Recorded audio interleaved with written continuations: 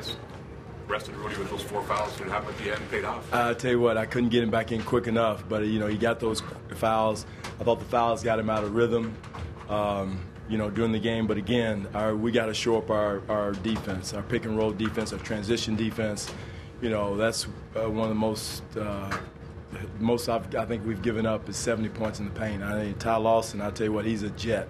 And again, it's not on the guy; it's on the whole team, because we talked all day about getting back, building the wall, trying to blitz him. We were trying to blitz him a few times. He split the blitz, and to get ready for that kind of speed is tough. And but again, we've got to contain the ball and make sure we get quality shots on the other end. I thought we kind of settled and got too happy on the farm there for a while, lost our mojo, lost our momentum, and gave it back to him and made a ball game out of it. What's it say about a guy like Rudy who will sit for so long, come in and be willing to take that shot, let alone make it? Well, he's a big-time player. I mean, he's a closer.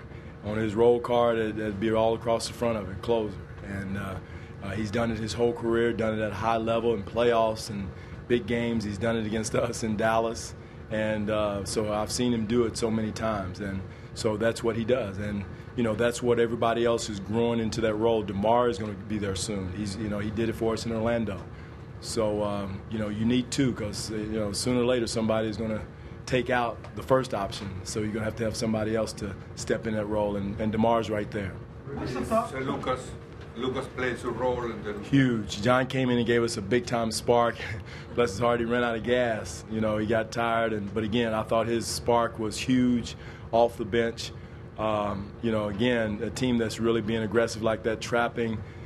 His speed hurt them, I thought, and got it in some cracks and got us some open spaces as far as got some threes and kind of opened it up and gave us a little cushion. But again, offensively, I'm pretty confident in our scoring. And it's the defensive end now. We got to show up and not give as many easy transition points and easy layups in the paint. Rudy's shot will obviously be replayed by a lot of people, but in the possession before, I think Mar picked up his Rudy's almost turnover that Amir got an offensive rebound. Does it feel like those late game situations are sort of starting to turn a little bit? Yeah, I tell you what, the offensive boards in the fourth were huge for us, and that one was even bigger, just because Amir got a big rebound for us, and I was concerned about rebounding when they went small, because JV was doing a good job, but I just thought Amir's experience and his activity and in those situations were big for us. And then JV had done it our last game in Indiana, but I thought Amir did a heck of a job on the boards, and Fareed is one of the most ferocious rebounders in the league right now. So, he did a good job. Gay's basket looked similar to the one he got in Indiana, same play? Sort of same play. Well, what's the thought process when he did have his fifth foul? When did you? Again, I knew if it was close, we needed him down the stretch. I waited as long as I could, I kept asking the coaches, can I get him back in now? And everybody was saying, all the coaches saying, no, let's wait. Because, I knew we were going to need him down the stretch. And I was trying to save him because he had 5 fouls. They were small. They were trying to go at him. And he was smart enough to avoid those fouls. And in transition situation, I thought his fifth was close. But, so he was smart enough to play with 5. And the thought process was to go as long as I could. And with John rolling the way he was going, we didn't really need him at that time. But I knew at some point down the stretch, if it stayed a close game, we was going to need Rudy. You brought Allen in for Rudy in the fourth there when he was in foul trouble. Mm-hmm. What does it say about his resiliency to do what he did? Well, he's mature. He's one of our most mature players on the team. His physical maturity, I knew we were going to need that. Him attacking Randolph, who's 6'11", 6'10". He attacked him. He attacked Fareed going to the basket. He didn't settle for threes. He did a good job of mixing threes and driving. He's done that, and he's our old man on the team. But he just seems to keep on coming in and getting it done. It's not pretty. It's not flashy, but he gets it done. What kind of pressure does a guard like Ty Lawson put on you guys, not just in the half court, but in transition as well? Hey, I'm telling you, he's one of the fastest with the ball I've seen in a long, long time.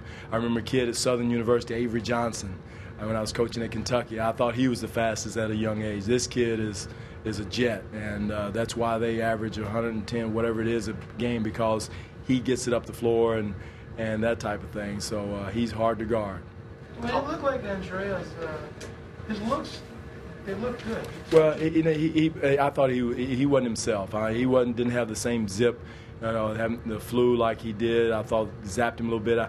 But we needed him because we were in foul trouble. Mir had 5, Jonas had 3, so I had to buy some minutes. And they were small, and I thought he was a better matchup on Randolph than Aaron Gray. So we tried to hide, trying to buy some minutes and keep him out there as long as we could. But he wasn't himself. I mean, he had missed some shots I know he knocks down, and I thought that was effects of the flu. How would you characterize the looks that he got? You think they were great looks. They were good. That was his shot. I mean, I want him to take that shot every time. Every time he gets it, that's his shot. And continue to shoot that shot.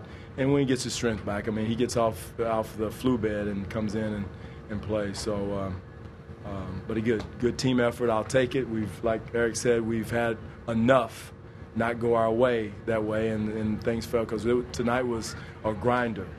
It was a grinder, and we grinded it out, and it says a lot about our guys' character.